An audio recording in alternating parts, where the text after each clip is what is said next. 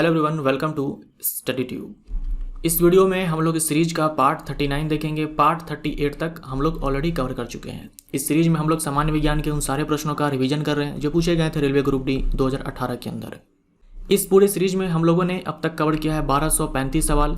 आज हम लोग इससे आगे बढ़ेंगे। दो या दो से अधिक रूपों में किसी तत्व का होना जिसमें भौतिक गुण अलग अलग लेकिन रासायनिक गुण एक समान होते हैं कहलाता है। ये एलोट्रॉपी की परिभाषा है, अपरूपता की परिभाषा है। जैसे कार्बन एक तत्व है और इसका 3 अपरूप आप जानते हो, ग्रेफाइट, हीरा और फुलेरीन। इन सब की जो भौतिक विशेषताएं हैं वो अलग अलग होती है, लेकिन रासायनिक अभिक्रिया या फिर बोल दो रासायनिक गुण ये एक समान होते हैं। ये अपरूपता की परिभाषा है, इसको आप ध्यान में रखिएगा। यहाँ पर स्मॉल जी के लिए फॉर्मूला पूछा है। पिछले वीडियो में मैंने आपसे कहा था कैपिटल जी कैपिटल एम बटे में आर स्क्वायर, ये ध्यान में रखिएगा।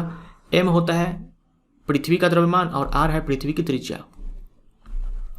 डी हमारा राइट आंसर। निलय की भित्ति आलंद की भित्ति से डैश होती है। निलय यानी कि वेंट्रिकल, आलिंद यानी कि ऑरिकल। हमारे पास जो हार्ट है उसमें 4 चैम्बर्स हैं। ये वाला हो गया हमारा राइट पार्ट और ये हो गया लेफ्ट पार्ट। ये है राइट ऑरिकल, ये है लेफ्ट ऑरिकल, ये है राइट वेंट्रिकल और ये है लेफ्ट वेंट्रिकल। हमारे पूरे बॉडी पार्ट से जिसमें कि कार्बन डाइऑक्साइड ज़्यादा होता है जिस ब्लड के अंदर, जिसे हम लोग इम्प्योर ब्लड बोलते हैं या फिर डीऑक्सीजनेटेड ब्लड बोलते हैं, अशुद्ध रक्त बोलते हैं, वो पूरे बॉडी पार्ट से राइट ऑरिकल के अंदर आएगा। राइट ऑरिकल से ये ब्लड इस राइट वेंट्रिकल में आएगा। इस राइट वेंट्रिकल से जो ब्लड है ये कहाँ जाएगा? ये जाएगा लंग्स में। ये लंग्स में जाएगा। लंग्स में गया ये ब्लड जिसमें कि कार्बन डाइऑक्साइड बहुत ही ज़्यादा था। अब लंग्स ये कार्बन डाइऑक्साइड को ले लेते हैं और ऑक्सीजन को भर देते हैं। जो दोनों लंग्स होते हैं ये कार्बन डाइऑक्साइड को ले लेते हैं और ऑक्सीजन को ब्लड में भर देते हैं। तो वापस से ये लंग्स से ब्लड इस लेफ्ट ऑरिकल के अंदर आएगा, लेकिन इस बार इसमें ऑक्सीजन ज़्यादा है और कार्बन डाइऑक्साइड कम है। उसके बाद इस ऑरिकल से ये ब्लड आएगा इस वेंट्रिकल में और वेंट्रिकल से ये ब्लड जाएगा बॉडी पार्ट्स में। अब देखो, वेंट्रिकल से ब्लड को पंप किया जाता है, एक बार लंग्स में और दूसरी बार वेंट्रिकल से ब्लड को पंप किया जाता है लेफ्ट वाले वेंट्रिकल से बॉडी पार्ट्स में। तो ये जो वेंट्रिकल है इसके द्वारा ब्लड को पंप किया जाता है, एक बार लंग्स में और दूसरे बार बॉडी के डिफरेंट पार्ट्स के अंदर। इसीलिए जो निलय है इसकी जो दीवार है वो मोटी होती है। ए हमारा राइट आंसर हो जाएगा। वहीं आपसे कभी पूछ दे कि शीरा और धमनी, इसमें किसकी दीवार मोटी होती है? तो धमनी में, क्योंकि यहाँ से ये जो वेंट्रिकल है यहाँ से ब्लड को जो पंप किया जाएगा तो वो धमनी में किया जाएगा। तो धमनी की दीवार भी मोटी होती है क्योंकि ब्लड इसमें हाई प्रेशर में होता है, उच्च दबाव पे होता है। तो दीवारें जो है फट न जाए दबाव के कारण, इसीलिए जो धमनी की दीवार होती है वो मोटी होती है और इसीलिए जो वेंट्रिकल की दीवार होती है वो भी मोटी होती है। शब्द परमाणु को किसने खोजा? शब्द परमाणु ये दिया डेमोक्रिटस ने। ये नाम आप ध्यान में रखिएगा। बढ़ते हुए धातु के गुण को व्यवस्थित करें। कौन से आवर्त का यह तत्व है? पहले आवर्त में केवल हाइड्रोजन और हीलियम है, ये दूसरे आवर्त का तत्व है। ली बे बकनो फने, नाम इस प्रकार से आप याद रख सकते हो। ली बे बकनो फने, ये एस ब्लॉक के 2 तत्व और बाकी सारे ये पी ब्लॉक के। हम आवर्त सारणी में जब जाते हैं बाएं से दाएं तो जो मेटालिक कैरेक्टर है ये घटता है। जब हम समूह में ऊपर से नीचे आते हैं मेटालिक कैरेक्टर बढ़ता है। इसके हिसाब से जो हमारा ऑर्डर होगा वो ये होगा। वैसे भी आप जानते हो नाइट्रोजन, ऑक्सीजन, फ्लोरीन, नियोन, ये सब क्या है? अधातु है। तो धात्विक गुण इनके अंदर क्या है? नहीं के बराबर है। तो सबसे ज़्यादा जो धात्विक गुण है, मेटालिक कैरेक्टर है, ये किसके पास होगा? लिथियम के पास होगा। यहाँ देखो लिथियम का सबसे कम लिखा हुआ है और लिथियम यहाँ बीच में है, गलत हो जाएगा। हमें यहाँ पर बढ़ते हुए क्रम में लिखना है। बढ़ते हुए क्रम में लिखना है यानी कि सबसे पहले हम उसको लिखेंगे जिसका सबसे कम है। तो यहाँ पर देखो फ्लोरीन आ जाएगा सबसे पहले, उसके बाद ऑक्सीजन आएगा, नाइट्रोजन तो है ही नहीं, कार्बन आएगा, उसके बाद यहाँ पर बेरिलियम आएगा क्योंकि बोरोन नहीं है, और तब लिथियम। ये हमारा ऑर्डर हो जाएगा। डी हमारा राइट आंसर। एक गोलाकार दर्पण जिसकी परावर्तक सतह है, बाहर की ओर उठी हुई होती है कहलाता है। जो परावर्तक सतह है वो बाहर की ओर है, यानी कि जो पॉलिश्ड पार्ट है वो अंदर की ओर है। तो ऊ से उठी हुई और ऊ से उत्तल दर्पण आप ध्यान में रख सकते हो। ये है इसका परावर्तक सतह। ये झूले पर बैठे लड़के की गति डैश होती है। झूले पर बैठे लड़के की गति कुछ इस प्रकार से होगी। झूला ऐसे ऐसे एक पीरियोडिक मोशन करेगा, तो आवर्ती गति हो जाएगा हमारा आंसर। वैसी गति जो एक निश्चित अंतराल के बाद अपने आप को रिपीट करती है सेम पाथ पर, उसे हम लोग आवर्ती बोलते हैं। जैसे कि घड़ी की जो सुई है, चाहे वो मिनट सुई हो, घंटे की सुई हो, सेकंड की सुई हो, वो सब आवर्ती मोशन में है, पीरियोडिक मोशन में है। आवर्ती गति उनके द्वारा दिखाई जाती है। तत्कालीन वेग और औसत वेग तब बराबर होते हैं जब वस्तु डैश, जब वस्तु में शून्य त्वरण हो। त्वरण बराबर हमारा होता है v माइनस यू बट्टे में t, यानी वेग में परिवर्तन का जो दर होता है ये बराबर 0 है। इसका मतलब क्या हुआ, v माइनस यू बराबर 0 है। इसका मतलब क्या हुआ, v बराबर u। और इसका मतलब क्या हुआ, अंतिम वेग बराबर प्रारंभिक वेग। अंतिम वेग बराबर प्रारंभिक वेग। क्या हम बोल सकते हैं कि वेग में परिवर्तन हुआ ही नहीं? वेग में परिवर्तन नहीं हुआ, इसका मतलब क्या हुआ कि ना तो दिशा में परिवर्तन हुआ और ना ही परिमाण में परिवर्तन हुआ। मान लीजिए ये पॉइंट A था और ये पॉइंट B है। मान लो आपको जाना था पॉइंट A से पॉइंट B पर, डायरेक्शन मैंने फिक्स कर दिया। पॉइंट A से पॉइंट B की तरफ जा रहे हो। मान लो आप उत्तर की दिशा में जा रहे हो, ये उत्तर की दिशा है, उत्तर की दिशा में आप जा रहे हो। और आपकी जो स्पीड है ये मैं मान लेता हूँ कि 5 मीटर पर सेकंड है। तो आप उत्तर की दिशा में जा रहे हो और स्पीड 5 मीटर पर सेकंड, इस स्पीड से आप चलना स्टार्ट किए हो। दिशा मैंने यहाँ पर फिक्स कर दिया और स्पीड है आपकी 5 मीटर पर सेकंड। आपको जाने में मान लो लगा 10 मिनट, आपको जाने में लगा मान लो 10 मिनट। 5 से आप चलना स्टार्ट किए थे, ऐसा कोई भी पॉइंट नहीं आया, ऐसा कोई भी टाइम नहीं आया इस 10 मिनट के अंदर कि आपकी स्पीड इससे बढ़ी हो या घटी हो, यानी चेंज हुई हो। आप चले थे जिस स्पीड में, पॉइंट बी पर भी आप उसी स्पीड में पहुँचे हैं। तो देखो उत्तर की दिशा में है, आप ए से बी तक उत्तर की दिशा में गए हैं और स्पीड में भी कोई परिवर्तन नहीं है, तो हम बोल सकते हैं वेग में परिवर्तन नहीं हुआ। वेग में परिवर्तन नहीं हुआ तो त्वरण शून्य हो गया। अब यहाँ पर दो शब्द हैं, एक है तत्कालीन जिसे हम लोग बोलते हैं इंस्टेंटेनियस, और एक है औसत। 10 मिनट में किसी भी पॉइंट पर, किसी भी टाइम पर आपकी जो स्पीड है वो चेंज नहीं थी, यानी 5 से चलना स्टार्ट किए थे और हर पॉइंट पर, हर टाइम पर 5 5 5 5 5 ही स्पीड थी। इसका मतलब क्या हुआ कि जो आपकी इंस्टेंटेनियस वेलोसिटी है वो चेंज नहीं हुआ, वो चेंज नहीं हुआ। तत्कालीन जो वेग है वो चेंज नहीं हुआ, और जब तत्कालीन वेग चेंज ही नहीं हुआ तो औसत वेग कैसे चेंज हो जाएगा? आप 5 से चलना स्टार्ट किए थे और 5 से ही पहुँचे हैं तो औसत भी तो 5 ही आएगा ना। जैसे एक कमरे में 10 लोग हैं, 10 लोग हैं और सारे का जो वेट है वो 50 kg है, तो एवरेज भी 50 ही आएगा क्योंकि सब के सब 50 kg के हैं। ठीक वैसे ही 5 से चलना स्टार्ट किए थे, ख़त्म भी 5 पे हुआ है। किसी भी टाइम पे ऐसा नहीं हुआ कि 5 से स्पीड ज़्यादा हो या कम हो, तो एवरेज तो 5 है और इंस्टेंटेनियस भी 5 है। तो ऐसा तब होगा जब त्वरण क्या हो, शून्य हो। कभी पूछ लिया जाता है कि आपके बाइक में जो स्पीडोमीटर होता है लगा हुआ जिसमें आप स्पीड देखते हो, वो कौन सा स्पीड बताता है? वो जो यंत्र है वो कौन सा स्पीड बताता है? ये वाला तत्कालीन या फिर औसत? तत्कालीन वाला। जिस टाइम पर आप जिस स्पीड पर होते हो वही स्पीड वो यंत्र दिखाता है, उसे बोलते हैं तत्कालीन स्पीड, यानी कि इंस्टेंटेनियस स्पीड। निम्न में किस वर्ग में प्राणियों में शल्क यानी कि स्केल्स की कमी और त्वचा में श्लेष्म ग्रंथियां होती है? एम्फीबियन के बारे में यहाँ पर कुछ बातें लिखी हुई हैं। ये मत्स्यों यानी कि जो फिशेज होती है, मछलियाँ होती हैं, उससे भिन्न होते हैं क्योंकि इनमें शल्क नहीं पाए जाते हैं। मछलियों में शल्क पाए जाते हैं, ये चीज़ आप ध्यान में रखिएगा, लेकिन उभयचर में नहीं पाई जाती है। इनकी त्वचा पर श्लेष्म ग्रंथियाँ पाई जाती है तथा हृदय त्रिकक्षीय होता है। जो हार्ट है वो 3 चैम्बर्ड होते हैं। इनमें क्या है, बाह्य कंकाल नहीं होता है। बाह्य कंकाल यानी कि एक्सोस्केलेटन नहीं होता है।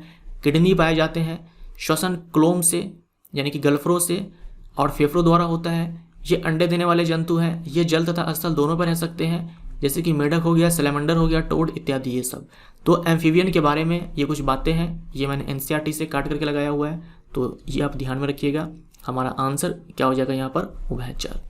डैश युवावस्था के समय लड़कों में दिखाई देने वाली उपस्थिति में बदलाव लाता है। तो वृषण के अंदर टेस्टोस्टेरोन हार्मोन बनता है। प्यूबर्टी के बाद जब जो लड़का होता है वो प्यूबर्टी स्टेज पर पहुंचता है तब उसके वृषण में टेस्टोस्टेरोन हार्मोन बनता है, जिसके बाद शुक्राणु का निर्माण स्टार्ट होता है और बॉडी के अंदर जो चेंजेस दिखाई देते हैं वो इसी के कारण होता है। महिलाओं के अंदर एस्ट्रोजन हार्मोन का सिक्रीशन होता है।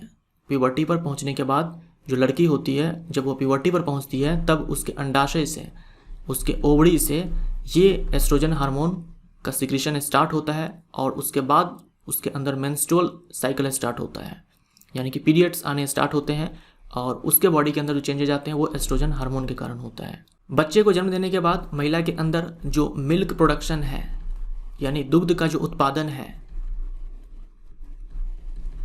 ये प्रोलैक्टिन हार्मोन के द्वारा होता है। हीलियम के 54 ग्राम में कितने मोल मौजूद हैं? हीलियम के 54 ग्राम में कितने मोल है? हीलियम का परमाणु द्रव्यमान कितना होता है? 4 होता है। इसी में जब आप 4 ग्राम लगा दोगे तो ये 1 मोल के बराबर हो जाएगा। तो 4 ग्राम में 1 मोल है, तो 54 ग्राम में कितने मोल होंगे? क्या करेंगे, 54 में भाग लगा देंगे 4 से, आंसर हमारा ए आ जाएगा। एथेनॉल का क्वथनांक है, एथेनॉल यानी कि CH3CH2OH, 2 कार्बन वाला एल्कोहल। यहाँ देख लो आप एथेनॉल का क्वथनांक 351 केल्विन है। इसमें से आप क्या करोगे, 273 को घटाओगे तो आंसर आपका आएगा 78 डिग्री सेल्सियस। केल्विन में जब हम 273 घटाते हैं तब हमें डिग्री सेल्सियस में टेम्परेचर मिलता है। एक अवतल दर्पण में वस्तु को वक्रता केंद्र और फोकस के बीच वास्तविक, उल्टा और छोटी छवि प्राप्त करने के लिए कहाँ रखा जाना चाहिए? देखिए अवतल दर्पण में किस प्रकार का इमेज बनेगा, इसके लिए आप इस टेबल को ध्यान में रखना। इसमें सारे वो इमेज है जो अवतल दर्पण में बनाए जाते हैं केवल एक को छोड़ करके, और वो है जब वस्तु फोकस और पोल के बीच में हो तब उसका प्रतिबिंब आभासी होता है, सीधा होता है, बड़ा होता है।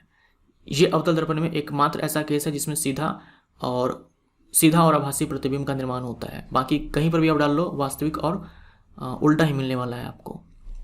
तो ये वाला जो केस है जब वस्तु यहाँ पर हो तब कैसा बनेगा, ये इस टेबल में शामिल नहीं है। ये आपको ऐसे भी ध्यान में रहेगा कि अवतल दर्पण में हमेशा वास्तविक और उल्टा प्रतिबिंब का निर्माण होता है। केवल एक केस है जहाँ पर सीधा और आभासी प्रतिबिंब का निर्माण होता है, और वो है तब जब वस्तु रखोगे फोकस और पोल के बीच में तब। यहाँ देखिए आप, वस्तु को जब मैं फोकस पर डालूं तो प्रतिबिंब अनंत पर बनेगा। वस्तु को जब मैं वक्रता केंद्र पर डालूं तो प्रतिबिंब वक्रता केंद्र पर बनेगा। वस्तु को जब मैं अनंत पर डालूं तो फोकस पर बनेगा। यहाँ फोकस है, यहाँ F है, C है और यहाँ अनंत है। इसके ठीक उल्टा इमेज में आ जाओ, यहाँ अनंत है, यहाँ वक्रता केंद्र है, यहाँ फोकस है। फोकस पर डालोगे अनंत पर बनेगा, अनंत पर डालोगे फोकस पर बनेगा, वक्रता केंद्र पर डालोगे वक्रता केंद्र पर ही बनेगा। अब देखो जब वक्रता केंद्र पर बनेगा तब सेम साइज का बनेगा, सेम साइज का बनेगा। इसको मैं ऐसे लिख देता हूँ, I बराबर O, प्रतिबिंब का साइज और ऑब्जेक्ट का साइज यानी कि वस्तु का साइज ये बराबर है। जब वस्तु का प्रतिबिंब फोकस पर बनता है तो बहुत ही छोटा पॉइंट साइज का बनता है, तो मैं इसको यहाँ पर लिख दूँ I जो है ये बहुत ही छोटा होगा ऑब्जेक्ट से। और जब वस्तु का प्रतिबिंब अनंत पर बनता है, जब फोकस पर रखोगे तो अनंत पर बनेगा, और जब अनंत पर बनता है तो बहुत ही बड़ा बनता है। तब क्या होता है, बहुत ही बड़ा बनता है। तो हम यहाँ पर लिख सकते हैं जो I है वो मच ग्रेटर देन O है। अब यहाँ पर देखिए, जब वस्तु फोकस और वक्रता केंद्र के बीच में हो, यहाँ पर हो, जब वस्तु फोकस और वक्रता केंद्र के बीच में हो तो प्रतिबिंब यहाँ पर बनेगा, अनंत और वक्रता केंद्र के बीच में। जब वस्तु वक्रता केंद्र और अनंत के बीच में हो, देखो C से परे का मतलब होता है, यहाँ लिखा है ना C से परे, C से परे का मतलब अनंत और C के बीच में। तो जब अनंत और C के बीच में हो तो प्रतिबिंब बनेगा फोकस और वक्रता केंद्र के बीच में। हर एक प्रतिबिंब यहाँ पर जो बनने वाला है ये वास्तविक है, और वास्तविक प्रतिबिंब उल्टा ही होता है। हर एक प्रतिबिंब इस टेबल के अंदर जो बनेगा वो वास्तविक होगा, उल्टा होगा। तो यहाँ देख लो आप, यहाँ I बराबर O था, जब आप इधर जाओगे तो प्रतिबिंब बड़ा होता चला जाएगा, जब आप इधर जाओगे प्रतिबिंब छोटा होता चला जाएगा। मतलब यहाँ पर प्रतिबिंब बड़ा बनेगा, यहाँ पर प्रतिबिंब छोटा बनेगा, यहाँ पर प्रतिबिंब बहुत बड़ा बनेगा और यहाँ पर बहुत छोटा बनेगा। आई होप आपको ये समझ में आया होगा। वास्तविक उल्टी चाहिए, C पर तो बनेगा नहीं क्योंकि C पर तो भाई सेम आकार का है, काट दो यहाँ से। F और P के बीच में डालेंगे नहीं, क्योंकि F और P के बीच में डालेंगे तो सीधा बनेगा, काट दो यहाँ पर। C से परे यानी कि अनंत और C के बीच में वस्तु को डालो। C और अनंत के बीच में जो वस्तु को डालोगे तो C और F के बीच में बनेगा। C और F के बीच में तो बनेगा, लेकिन ये जो प्रतिबिंब होगा ये छोटा होगा, प्रतिबिंब छोटा होगा वस्तु से, और आपको छोटा ही चाहिए था। तो आंसर हमारा यहाँ पर बी हो जाएगा। निम्न में से कौन सा कथन सत्य है? माउंट एवरेस्ट पर G का मान ग्रेटर देन G है। ये कौन सा तरीका है सवाल पूछने का, बताओ। माउंट एवरेस्ट पर G का मान ग्रेटर देन G है। मेरे ख्याल से यहाँ पर यह पूछना चाह रहा है कि माउंट एवरेस्ट पर G का जो मान है, पृथ्वी के सतह पर जो G का मान है उससे ज़्यादा है, ये सवाल आपसे पूछना चाह रहा है। तो ये तो गलत हो जाएगा। पृथ्वी के सतह से जब आप ऊपर जाओगे या फिर पृथ्वी के सतह से नीचे जाओगे, G का वैल्यू कम होता है। यहाँ लिखा हुआ है कि ज़्यादा होता है, तो ये गलत हो जाएगा। यहाँ पर ठीक उल्टा है, तो ये सही हो जाएगा। एक गेंद को लंबवत फेंकने पर 15 सेकंड के बाद जमीन पर वापस आती है, इसका वेग 75 मीटर पर सेकंड है। एक गेंद को ऊपर की ओर फेंका गया है। ऊपर ये गया और फिर ये नीचे आया। इस पूरे प्रोसेस में टाइम कितना लगा? 15 सेकंड का टाइम लगा। आपसे वेग पूछा है कि किस स्पीड से फेंका गया, ये पूछा है। देखो, जब हम किसी वस्तु को ऊपर फेंकते हैं तो जितना टाइम वो ऊपर यानी कि मैक्सिमम हाइट पर जो स्पीड है ये 0 हो जाएगा। मैक्सिमम हाइट पर स्पीड 0 हो जाएगा, उसके बाद वो नीचे आना स्टार्ट होगा। तो ऊपर जाने में जितना टाइम लगता है उतना ही टाइम नीचे आने में लगता है। यहाँ पर टोटल टाइम 15 सेकंड लिखा हुआ है, मतलब ऊपर जाने में इसको 7.5 सेकंड लगा होगा और नीचे आने में भी 7.5 सेकंड लगा होगा। आपको यहाँ पर u ढूंढना है, तो यहाँ पर आप लगा दो v = u + 80। v का मान 0 हो जाएगा, u आपको चाहिए, a = -g लेंगे यहाँ पर, और यहाँ पर g की जगह आपको 10 लेना पड़ेगा, तभी आंसर आएगा, वरना नहीं आएगा। तो यहाँ पर हम क्या लेंगे? -10, टाइम हम लेंगे 7.5, u = 75 मीटर पर सेकेंड। ये हमारा सही हो जाएगा। अगर ये सही है तो ये गलत हो जाएगा।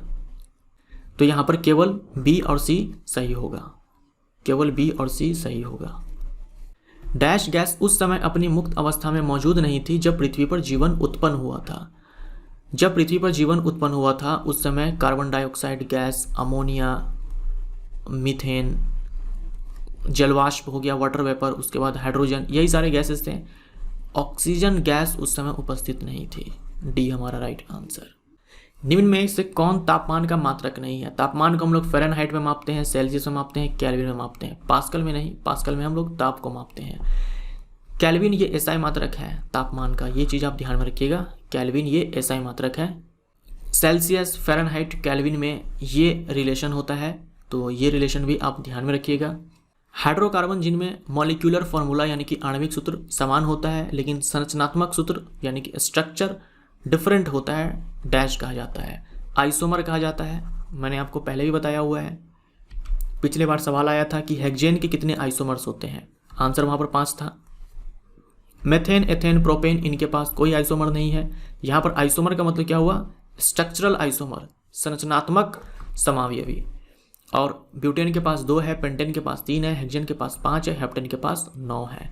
जैसे ब्यूटेन का फार्मूला होता है C4H10।